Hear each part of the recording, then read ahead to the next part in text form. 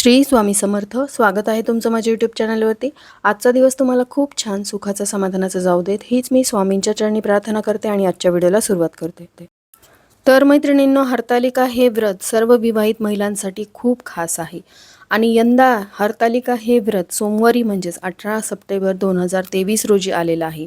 भाद्रपद महिन्याच्या शुक्ल पक्षाच्या तृतीयेला साजरे होणारे हे व्रत प्रत्येक विवाहित स्त्री पतीच्या दीर्घायुष्यासाठी पाळते आणि त्यांच्या वैवाहिक जीवनामध्ये आनंदाची कामना करते. या दिवशी देवी पार्वती आणि शिव यांची पूजा केल्याने अखंड सौभाग्याचे आशीर्वाद प्राप्त होतात. उपवास करणाऱ्या महिलांना काही नियमांचं पालन करावं लागतं आणि या दिवशी आपण काय करावं काय नाही, त्याचबरोबर कोणती एक चूक आपल्याला करायची नाही, ज्यामुळे हरतालिका या व्रताचं संपूर्ण फळ आपल्याला मिळणार आहे. जसं की तुम्हाला माहिती आहे, हरतालिका हे व्रत देवी पार्वतीने भगवान शिवांना प्राप्त करून घेण्यासाठी केलं होतं. भगवान शिव जे आहेत, देवी सतीच्या निधनानंतर विवाहासाठी तयार नव्हते, तेव्हा देवी पार्वतीने हे कठीण व्रत करून त्यांना प्राप्त केलं होतं. म्हणूनच तेव्हापासून कुमारिका मुली मनासारखा जोडीदार मिळावा म्हणून लग्नाआधीच हे व्रत करतात आणि त्याचबरोबर विवाहित स्त्रिया आपल्या पतीला उदंड आयुष्य मिळावं, सुख आणि आरोग्य लाभावं यासाठी हे व्रत अतिशय मनोभावे करतात.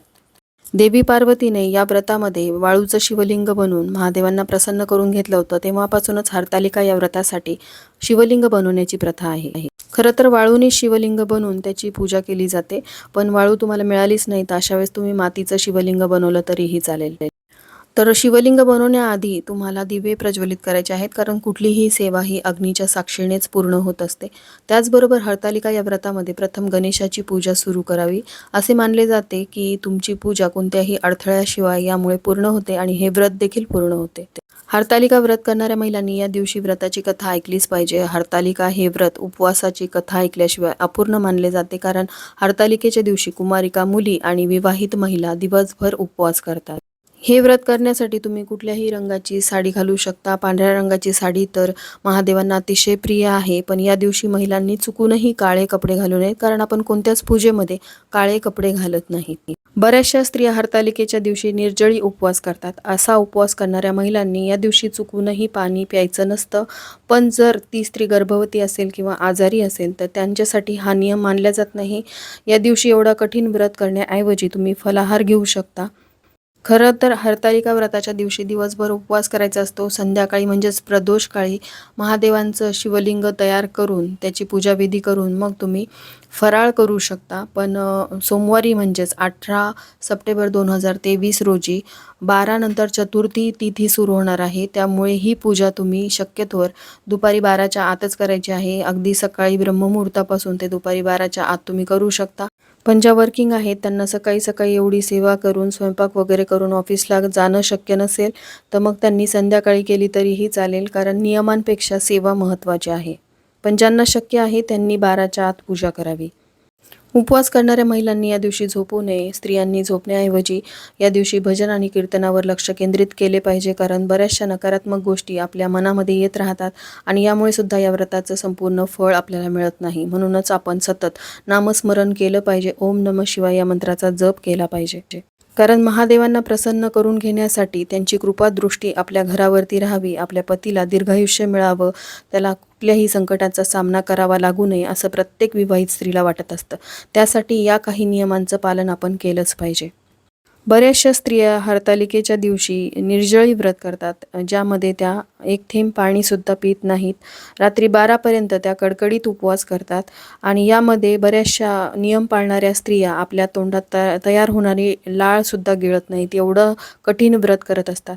पण आता सगळ्यांनाच असं व्रत करणं शक्य होईल असं नाही, कारण देवी पार्वतीने सुद्धा हे व्रत फलाहार घेऊनच केलं होतं. त्यामुळे एवढा कठीण नियम तुम्हाला पाळण्याची आवश्यकता नाही.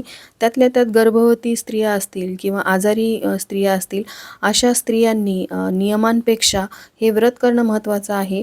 हे व्रत करत असताना त्यांना जर डॉक्टरांनी जेवण करण्यासाठी सांगितलं असेल तर जेवण करावं, कारण तुमच्या नियमांपेक्षा तुमचं आरोग्य महत्त्वाचं आहे. पण ज्या स्त्रियांना दिवसभर उपवास करणं शक्य आहे त्यांनी आवर्जून करावा, कारण हे व्रत उपवास करूनच करायचं असतं.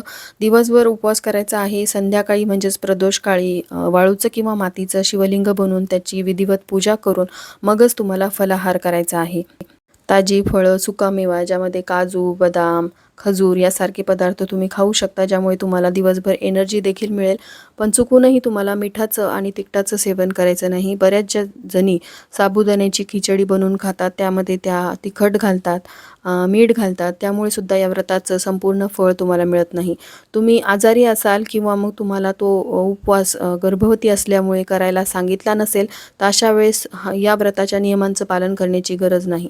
पण तुम्हाला कुठलीच अडचण नसेल तर अशा वेळेस तुम्ही किमान मीठ आणि तिखटाचं सेवन करू नका. साबुदाण्याची खिचडी तुम्हाला खायची असेल तर साबुदाण्याची तुम्ही खीर बनवू शकता किंवा तुम्ही राजगिऱ्याचे लाडू बनवू शकता, राजगिऱ्याची दसमी बनवू शकता. अशा पदार्थांचं सेवन केलं तरीही चालेल. त्याचबरोबर ज्या महिला निर्जळी व्रत करणार आहेत त्या पाणी देखील पिणार नाहीत, पण ज्या निर्जळी करणार नाहीत, फलाहार करणार आहेत, अशांनी काय करायचं आहे, दिवसभर पाणी पित राहायचं आहे. कारण आपलं शरीर डिहायड्रेट होता कामा नये, यामुळे तुम्हाला चक्कर वगैरे येऊ शकते.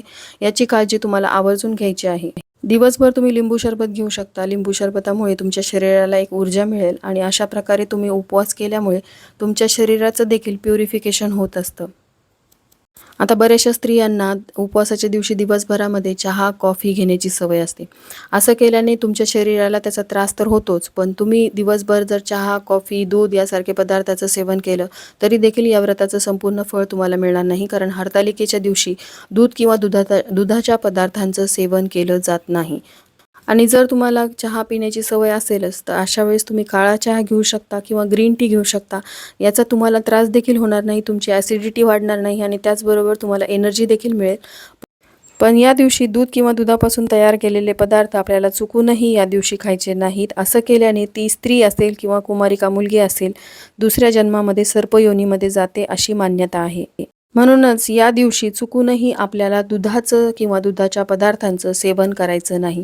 उपवासाच्या दिवशी कोणत्याही व्यक्तीचा अनादर होऊ नये. मान्यतानुसार देव प्रत्येकाच्या हृदयात राहतो. याचा अर्थ असा आहे की एखाद्या व्यक्तीचा अनादर करून तुम्ही थेट देवाचा अनादर करतात. या दिवशी घरातील ज्येष्ठांची सेवा करा, त्यांना आनंदी ठेवा. असे केल्याने उपवास यशस्वी होतो. उपवासाचे फळ कोणालाही दुखावल्याने मिळत नाही. हरतालिका व्रताच्या दिवशी बाहेरील एखादी व्यक्ती तुमच्या घरामध्ये आली तर हरतालिका व्रताच्या दिवशी उपवासामुळे जरी तुमची चिडचिड झालेली असेल तरी तुम्हाला मन शांत स्थिर ठेवायचं आहे.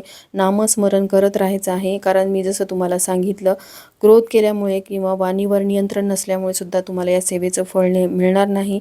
त्यासाठी जी कोणी व्यक्ती तुमच्या घरामध्ये आलेली आहे तिचा आदरातिथ्य करायचं. कारण कोणती व्यक्ती तुमच्या घरामध्ये ईश्वराच्या रूपामध्ये येईल हे सांगता येत नाही.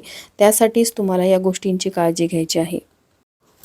हरतालिका व्रताच्या दिवशी आपण देवी पार्वती, देवी सतीची ओटी तर भरणारच आहोत, पण त्याचबरोबर अचानक पाहुण्यांच्या स्वरूपात आलेली एखादी स्त्री, तिची देखील तुम्हाला ओटी भरायची आहे. कारण जसं मी तुम्हाला सांगितलं की देव कोणत्याही रूपामध्ये तुमच्या घरामध्ये येऊ शकतात. त्यामुळे तुम्हाला आदरातिथ्य करायचं आहे. तुम्हाला त्यांना खायला वस्तू तर द्यायच्याच आहेत, पण त्याचबरोबर ओटी भरल्याने सुद्धा तुम्हाला या संपूर्ण व्रताचं फळ मिळणार आहे. हरतालिका या व्रताच्या दिवशी रात्रभर जागल्या जाते. रात्रभर स्त्रिया एकत्र जमून नाचतात, गातात आणि भजन करतात. नवीन कपडे परिधान करून पूर्ण शृंगार करतात. हरतालिका या व्रताचा एक अतिशय महत्त्वाचा नियम असा आहे की एकदा हे व्रत सुरू केल्यानंतर त्याचा त्याग करता येत नाही. दरवर्षी हे व्रत पूर्ण नियमांसह केले जाते.